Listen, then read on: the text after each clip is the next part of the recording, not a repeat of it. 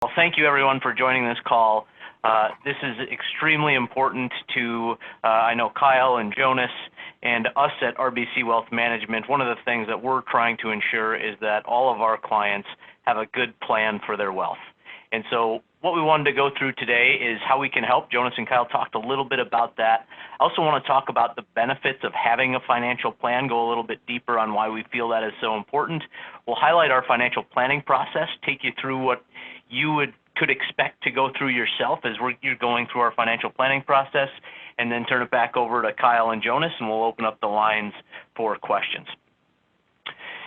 So to get started, I really want to talk about the importance of planning and why we as a firm are committed to ensuring that all of our clients have a plan and spending goals tied to their investments. The primary driver for us is that we know planning delivers confidence to our clients. We polled about 2,000 of our high net worth families and broke the results down between those individuals that had a plan versus those that didn't. Of those clients who had a plan for their money, 84% were confident they were on track to meet or exceed their goals. Now, admittedly, I'd of course love to see that number at 100%, but an even bigger concern for us in our organization is that we still have many clients who don't have a plan. And as you can see from the graphic, of those folks that don't have a plan, only 45% of those individuals felt confident that they were on track to achieve what is most important to them. Client confidence is an extremely important measure for us because we know that clients who are making decisions confidently tend to also make those decisions rationally and from a place of trust. Clients who aren't as confident tend to react emotionally and can make decisions based on short-term news cycles. So what's our process for planning? Well, we start with understanding what's most important to you and your family. Every good financial planning process should start with what you want your money to do for you and what you want it to help you accomplish, not how much you've accumulated. That is certainly a core component of the plan, and we'll get into that in a second.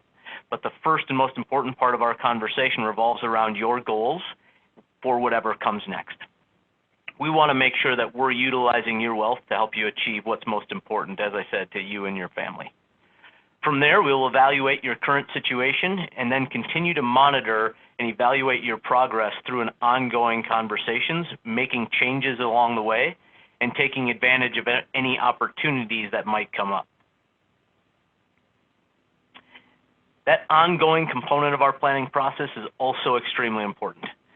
A financial plan shouldn't necessarily be a 200-page document in a leather-bound binder that tries to predict the future.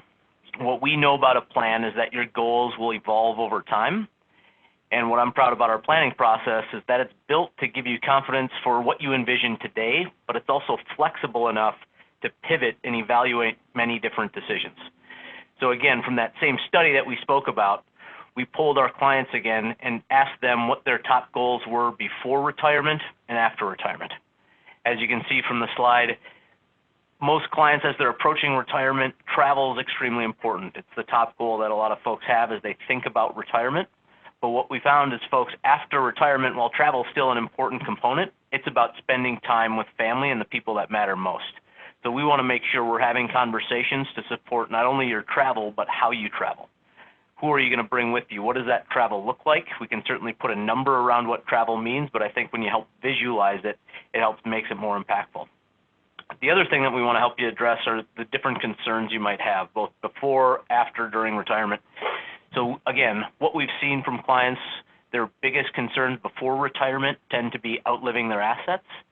But then once in retirement and you get comfortable with the process of where your paycheck's going to come from, it transitions from less about outliving your assets and more to how can I maintain this quality of life that I have in place today. As I said, the first kind of core component of our planning conversation, again, is going to evolve around understanding your expectations. So for many of our clients, when they think about retirement, that might mean a hard stop. They may want to get to age 65 and stop working as soon as they hit age 65 for whatever reason. That might be the most important thing to them that they want to take a look at. For others, that might be part-time work for a few years. What does that retirement time period look like? Do I want to transition from my current, more stressful employment to consulting work or maybe part-time work of some sort that I can do for a number of years. So what does retirement mean to you? And for others, it might mean never completely retire. My work is how I stay active and engaged with my community and how I stay socially active. So, for many folks, the idea of retirement might be something that they, don't necessarily even want to approach. They want to consider thinking about how they're going to stay active, whether that's through employment or through volunteering, but it's really kind of that idea of never completely retiring. Other expectations that we hear a lot from our clients is that active lifestyle. How are we going to stay active? What's important to you, and what does an active lifestyle mean? One of the phrases that I've liked recently is, "I married you for better or for worse, but not for lunch."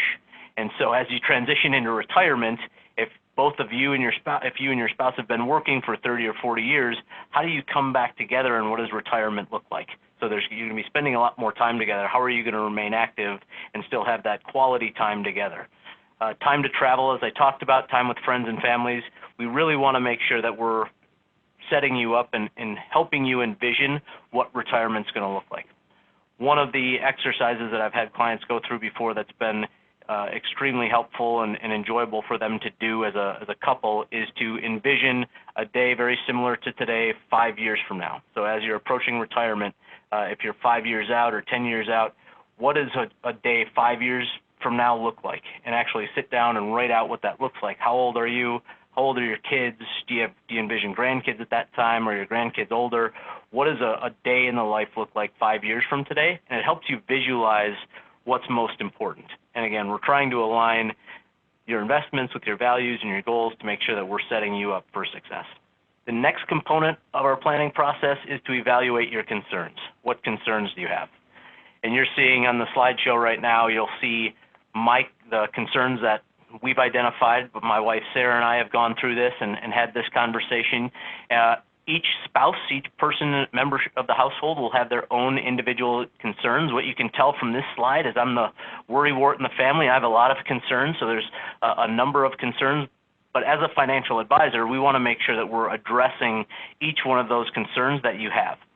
So one of my bigger concerns is the cost of future health issues. So how are we going to pay for that? It's very important to me that I continue to fund my health savings account on an annual basis so I have money should we have future health needs in the past. As someone that does a lot of research around the cost of care and how quickly that's advancing, I want to make sure that we have money set aside for that. Another concern I have is making sure that we're setting up our family for long-term success. So it's very important to me that I'm able to set up my kids and give my kids the resources they need to be successful down the road. After we have that conversation around your expectations and your concerns, we want to start to take a look at and define your goals. What do your goals look like for retirement? It's very easy for most folks to say, I want to retire at 65. I want to, my monthly expenses are $10,000 a month, and we want to travel a little bit. Very easy to have that conversation, but we want to really go deep and really start to define what those goals are. So when we look at retirement, we break your goals into different buckets. We break them into the needs, the wants, and the wishes. And this is important because it allows us to evaluate, should we ever need to make trade-offs, where those trade-offs are going to come from. We want to make sure that when we're building your plan, you have absolute certainty and confidence that you're able to achieve your needs under all circumstances. Those wants and those wishes, depending on what they are and how much you've accumulated, are those areas where we may have to give up and make trade-off decisions. If we want to retire earlier, does that mean that we're able to send Abby to college to a private school or a public school, or do we need her to kick in for part of this? So we really want to help you envision what your goals are, what's most important, those needs, those wants, and those wishes. The other thing that we've been doing with a number of clients is, again, from a planning standpoint, historically it's been, tell me when you want to retire, how much do you want to spend, and we'll inflate that for the next 30 years. Retirement, the spending strategy is much different than that in reality. We know that folks, when they first retire, is when they're most active, so we want to evaluate that first, call it 10, 15 time period as part of your go-go years. We know you're going to spend more than you would later in life, and as you progress through your 80s, that spending is most likely going to decline somewhat, and then it'll pick back up as we start to see higher costs of health care. So we want to help you visualize what those different periods of retirement will look like and help build in those different buckets of spending. We also also want to help you address the cost of healthcare. One of the largest expenses of retirees today is how much they're spending on healthcare. You can see from our client survey, we know that 80% of our clients are concerned with how they're going to fund the cost of healthcare in retirement, but only 56% have factored that cost into their financial plan. We also know that those that are even including it into their financial plan are underestimating the cost of it. And quite honestly, it's for a lot of our clients, when we start to talk about what they're going to spend on health care once they retire, if they haven't had that conversation, if they're not a business owner, if they haven't paid for it, or they traditionally have gotten their health care through their employer, their eyes are wide open to see what those costs can be. And so we help you evaluate what that looks like. The other thing we do with healthcare is we know that the cost of healthcare has been inflating higher than the regular rate of inflation. So with your plan, we'll take a look at that rising cost of inflation as it just impacts that healthcare cost. So we want to make sure that you're prepared for that inflated cost. And as you can see from the graph on the slide, this is where the cost of healthcare is. It might start at $20,000 when you first retire, but we know that in 30 years from now, it could be well over $100,000 a year that you're spending just on healthcare. The other thing that will help you take a look at is making sure that you're paying the right amount for Medicare. Some of you may be aware that once you turn 65, you're eligible for Medicare. But what you might not know is that Medicare premium that you're going to pay for Part B is based on the income that you earned 2 years prior. So what you can see on this chart is the premium that you pay in 2019 is actually based off of the income that you earned in 2017. So for a lot of folks that are retiring at age 65, they may be having their income based off of what they earned when they were 63, which was typically a much higher rate. There is a form that you can submit, Form SSA-44, that will allow you to say that I'm having a life-changing event, such as retirement, and estimate what your expense is going to be. But you can see from this table how big a difference that can be. If you were making, call it $250,000 in 2017, and you retire in 2019 and you plan to take Medicare, your annual Part B premium is going to be $3,250 based on that 2017 income, when in reality, in 2019, you might only be earning $100,000. So it's extremely important to make sure that you're paying the right amount for Medicare. And by talking about health care before you retire, we can start to help you have these conversations. And as I said, what's critically important is when you start Medicare, make sure that they're basing it off of any life events, such as retirement, which they consider a qualifying life event, to help you qualify for a cheaper bracket of that Medicare premium. The other thing we'll help you evaluate is Social Security. So through our planning process, once we've talked about the goals, we're going to talk about all the resources you have available to you. One of those primary resources for a number of our clients, a very large component of their retirement, will be Social Security. It might not be providing them it certainly won't be providing them all the income they need, or even the majority of the income they need, but it's a large portion. And when you look at this chart here and see the lifetime benefit, so when we're talking about advising on a resource like Social Security, if that lifetime benefit is $1.5 million over the course of your life expectancy, maybe even up to $2 million, that's an extremely impactful decision that you need to make, and you need to make that election right. You only get one chance to make that election the right way.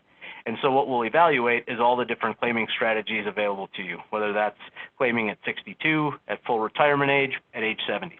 Varies per client. Typically what we'll say is if you're still working and you're not full retirement age, probably best to wait if you can afford to wait. But what we can do is put that into the context of a plan. So it's not just the age or the amount that you get, but also how does it impact the probability of success of your plan. So if you're looking at this scenario, we can look at column 3 there, taking it at retirement, which for these folks is 64 and 62. Of course, they're going to get a lower benefit than if they wait till age 70, but the effect on their probability of success in the plan is 72% versus 75%. This may be a comfort conversation that we have with the clients. For some, they feel like they want to take it as soon as they're eligible. We may advise against that if they can wait. For some, they're comfortable waiting till age 70, and that 3% probability is a big difference. So we can help evaluate what Social Security claiming strategy is right for you. We'll take a look at, again, as I said, all your financial resources to include any sort of executive or equity compensation you receive. So one of the things we can take a look at is if you've received any stock options or restricted stock, we can help you evaluate what the value of those are, both when they're vested and not vested. We can take a look at what that potential to be based upon certain return rates and market prices. We can help you evaluate what that future amount might be that you would receive, both at a pre-tax level and an after-tax level, assuming that we tax it at a certain percentage. So what you can see on this screen, this individual's got a number of different grants. We can see what's vested, what's not vested, how much that they expect to receive, both pre-tax and post-tax, to help you prepare for the most appropriate time to exercise and start utilizing those stock options and restricted stock. Not only can we show you what that pre and post tax will be in kind of a standard market or at a market price, we can also evaluate the sensitivity of those options.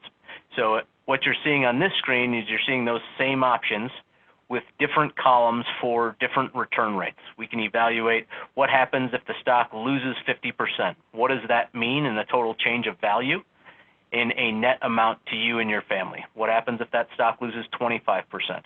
Conversely, most folks that have stock options that are vested in their company are very positive. Again, not something that we necessarily want to plan for, but if you want to see what that looks like at an increase to that value, you can take a look at these different price points and see how that would impact the value of any future exercises of your stock options.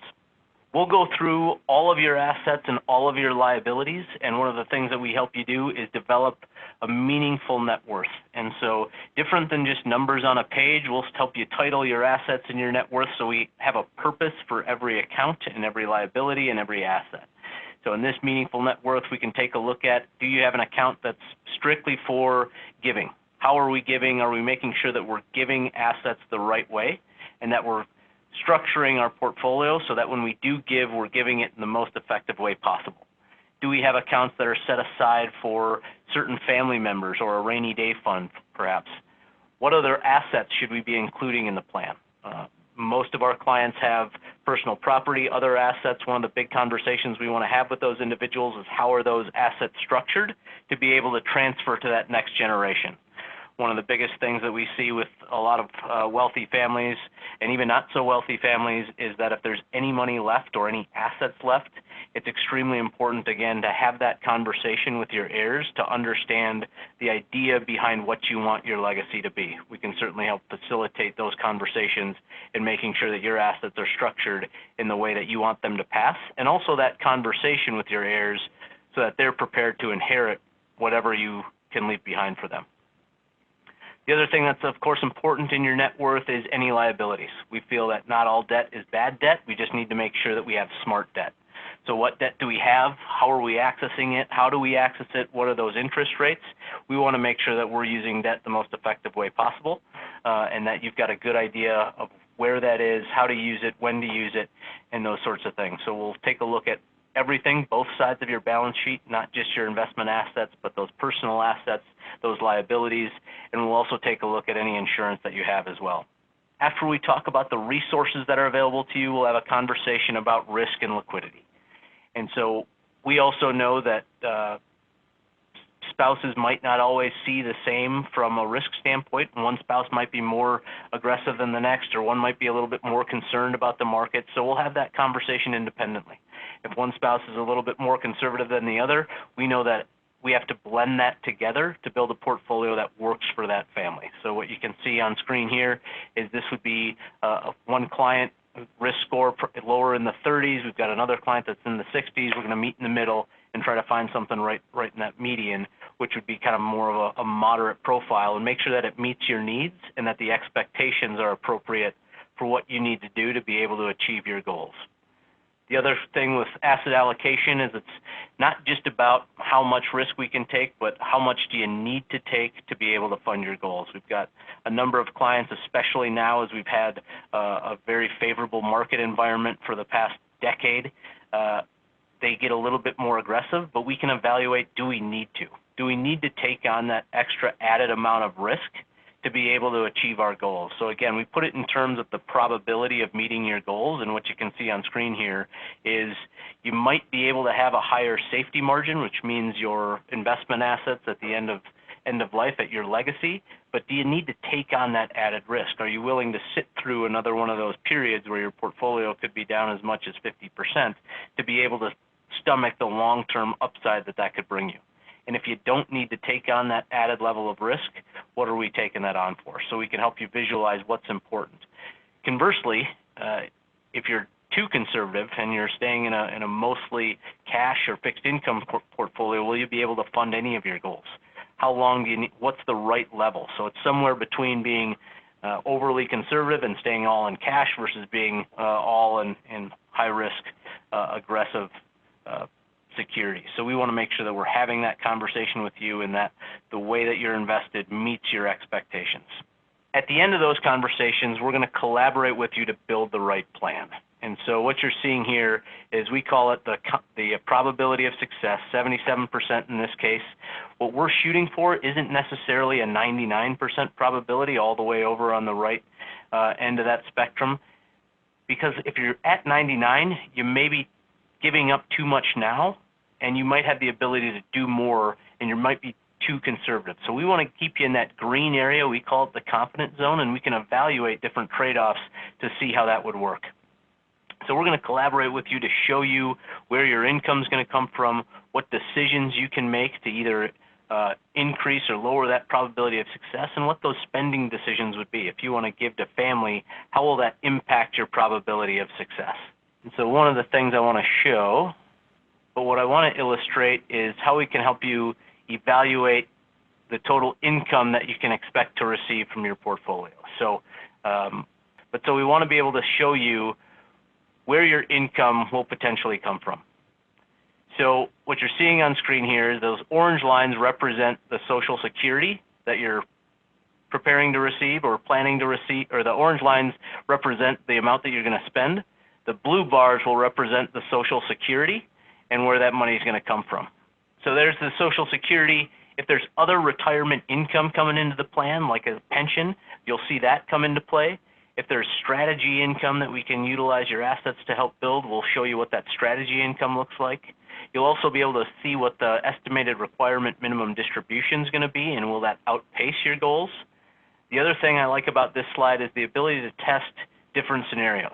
So it's not just at your life expectancy, but what happens if you were to live to age 100? Most folks that are approaching retirement don't want to even envision living that long, but we do want to prepare for it in case you do have a long family history of living long. What does that look like? What does that income floor look like?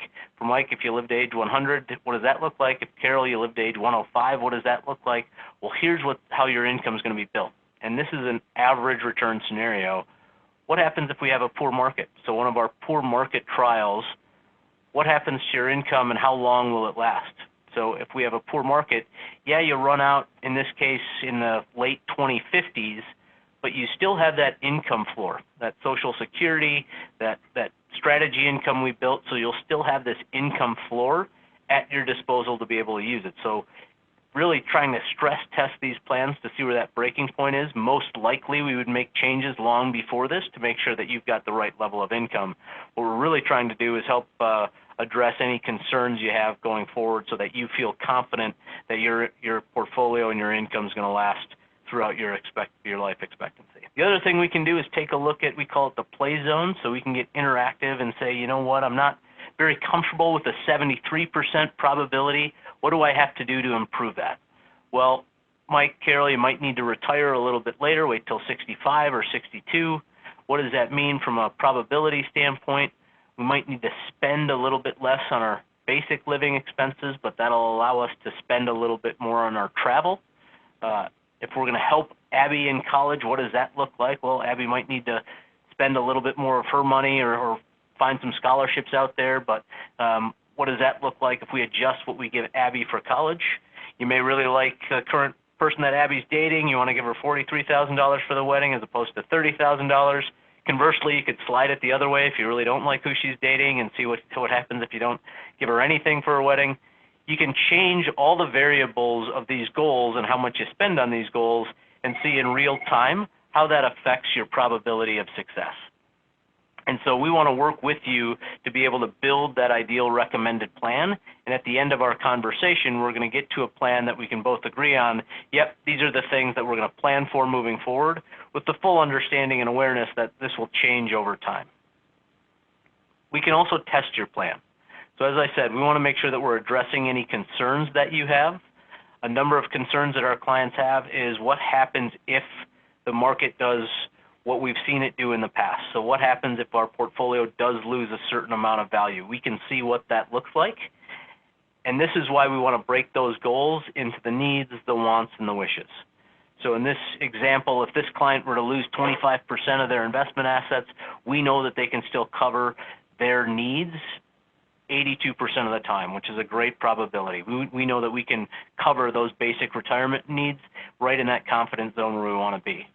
We will have to give up on some of those wants and some of those wishes and make some trade-offs. Of course, what we've seen when markets typically drop, if we can remain constant in what we're doing and not overreact and not actually realize that 25% loss, but let that come back, we can then obviously see where that will take us for our ability to fund our goals. So as long as we don't lock in and realize that 25% loss, we may not have to give up on some of those wants and those wishes down the road.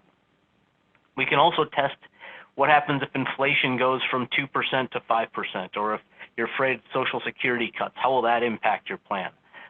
What happens if you have a healthcare or long-term care event in your 80s and 90s and what that'll cost you? So we can take a look at all those various different scenarios in your plan with the idea of giving you the confidence that we can weather these storms and make sure that we're able to cover your needs, and that you can do those sorts of things, as I said, with confidence, and make sure that we don't have to backtrack on some of the decisions we made.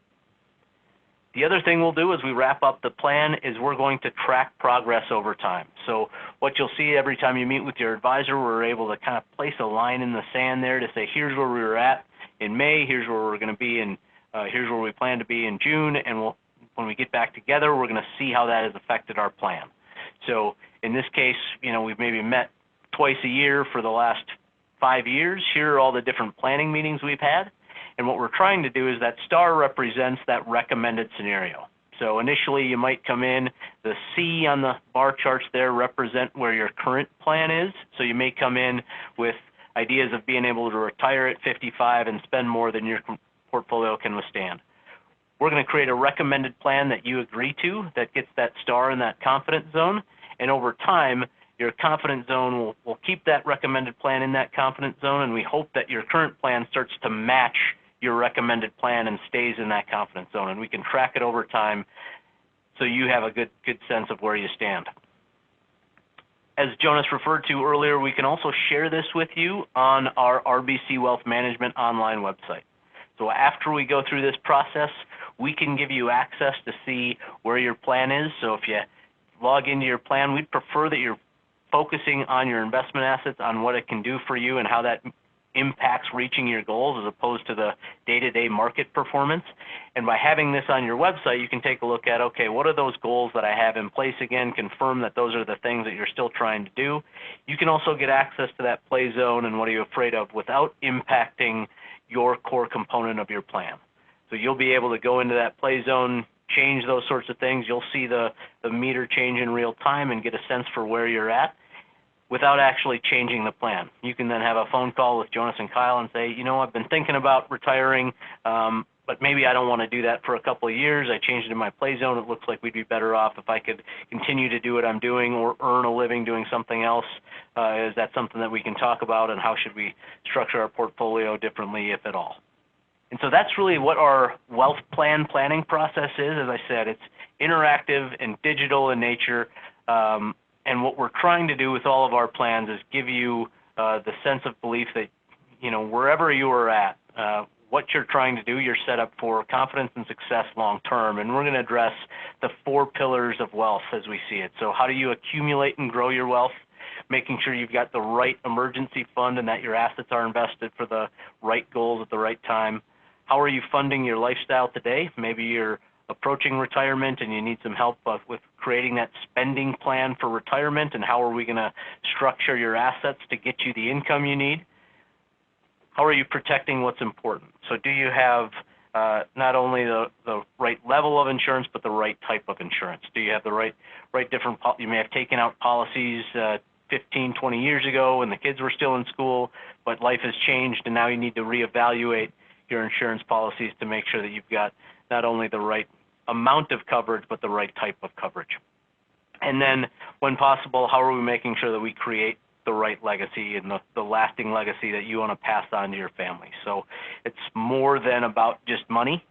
It's about the values and the things that you want to make sure that your family carries on from your legacy and the things that you teach that next generation. So regardless of what you have in assets, whether it's $500,000 to $20 million, it's extremely important that we have those conversations about what that legacy is, who's going to get what, and how that's structured. So with that, I know we're getting close to time, so I want to turn it back over to Jonas and Kyle and open it up for any questions. And so we will get into some Q&A time now with Kyle and Jonas and Matt.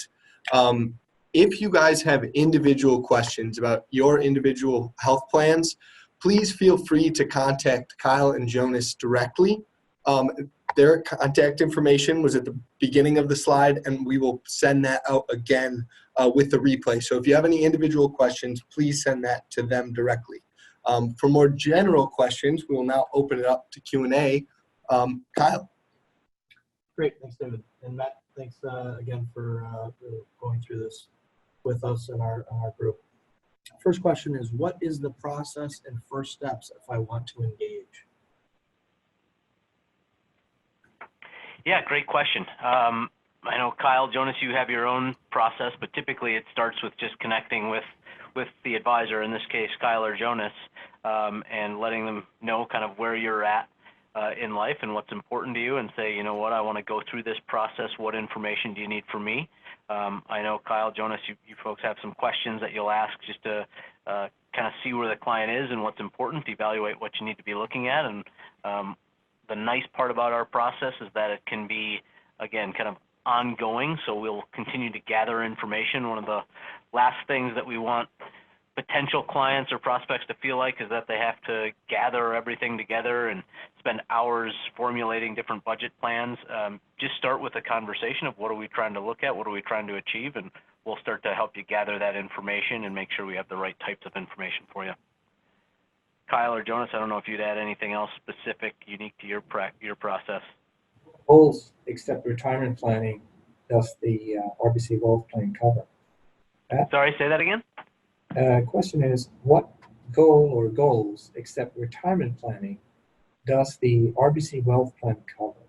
What other goals does WealthPlan cover? So it can cover any spending goals. So purchasing a new house, sending your kids to college, leaving any kind of legacy, gifting. So if there's certain charities or organizations that are important to you, or family member that you want to give, we can evaluate what the impact is of different giving strategies.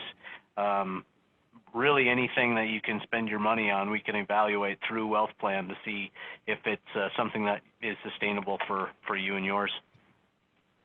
All right, I have another one here. Are there any books or websites you would suggest to supplement what you have, I guess, touched on today when it comes to wealth planning? Oh, that's a really good question. I've been reading a couple of books that come to mind. One of them is called Legacy, a step-by-step guide to writing personal history. So I've been focusing a lot lately on the legacy aspect of wealth distribution and making sure I've just seen it in a lot of the work that I've done lately. Is one of the things that really breaks my heart is when there's wealth there at the end, but the family hasn't talked about it, so it creates family division. And if you have any, like I said, any sort of wealth at all, to start having that conversation. Another great book on how to have legacy conversations is called Beyond the Grave. And it's really setting up your family to make sure that they can access that access wealth the right way. So it's not necessarily always about an even distribution of dollars and cents. It's about how they're going to get it, when they're going to get it, and I would definitely recommend that Beyond the Grave book. Great. Other websites, as I'm thinking about, there's the Center for, I think it's the, I think it's the consumer, maybe even the Consumer Protection Bureau has got a great website on just financial planning concepts. Bear with me, I'm going to look for it right now as you guys are queuing up the next question. Yeah, next question, Matt. What statistics do you have on the success of this program? Another great question. As far as success, there's a number of different ways you can measure success. So we've been using this for the last few years. And what I can say is all the client meetings that I've been in, clients have walked away with a sense of, like I said, I'll keep saying it, the confidence that what they're doing is the right thing and that they're set up for success. And if they're not set up for success, what changes they can make. So unfortunately, the only way to measure success in financial planning is to, kind of go through the whole life cycle of the plan, make sure that clients make it through their life expectancy and their assets transfer the way that they want to. So I would measure success almost in the form of happiness. Are clients satisfied with what we're doing for them, and are they coming back to this, and are we having meaningful conversations? So, I would say as long as you're being honest with this process and you understand the kind of the sacrifices that you have to make if you're not in the right spot, this is an extremely successful process to go through for yourself. So it's kind of difficult to measure success, as I said, because it's ongoing and it never stops. Another question, Matt. What are the fees for this program? So we don't charge to go through this. This is, as you're a client or a prospect, I know Kyle and Jonas, maybe you can answer how you structure your fees if you want to get into that conversation, but we don't charge for additional access to this. You can go through this program, go through this conversation with Kyle and Jonas, and then when you decide to become a client, that's where we'll talk about the appropriate cost for the relationship that you have ongoing. So Kyle or Jonas, I don't know if you'd have anything to add on how you'd structure that. Yeah, it's all based on the amount of assets that you have with us. We have a grid that goes up to 20 million plus and starts at zero. So I think we are very cost effective. I think the fees actually starts about 1% and goes all the way to 0.2. So I think we're very cost effective. Any other questions, guys? All right. Well, that looks like all the questions for today. I did want to throw out there, someone asked about the website. If you go to consumerfinance.gov, it's the Consumer Financial Protection Bureau, a lot of great resources on personal financial planning and things to think about. All right. Thank you, Matt. And now Kyle and Jonas will talk a little bit about the Patina Nation benefits with RBC Wealth Management. So in conclusion, we can help you with setting up a Patina Nation solo 401k. We can also assist you with wealth planning. Wealth planning is really taking control of your financial future. Since we talked much about the output, the plan that we can produce for you, I would welcome an opportunity to send you a sample plan. If you send myself or Kyle an email asking for a sample plan, we can send you a PDF file so you can see what an example of a completed plan would look like. Finally, trust planning. If your financial needs are somewhat more advanced and you need the help of a trust attorney, please reach out to us as well. We have a person on our team that can help you in answering all kinds of questions that pertains to trust planning. Great. Thank you so much again, Matt, Kyle, and Jonas. We appreciate you guys coming on today. And again, everyone can expect a replay of today's presentation sometime this week. And we will be bringing this topic back for a second presentation sometime early in 2020. Everybody, thank you again. This has been a presentation of the Patina Nation. To watch more content like this or for more information, please visit us online at www.patinanation.com.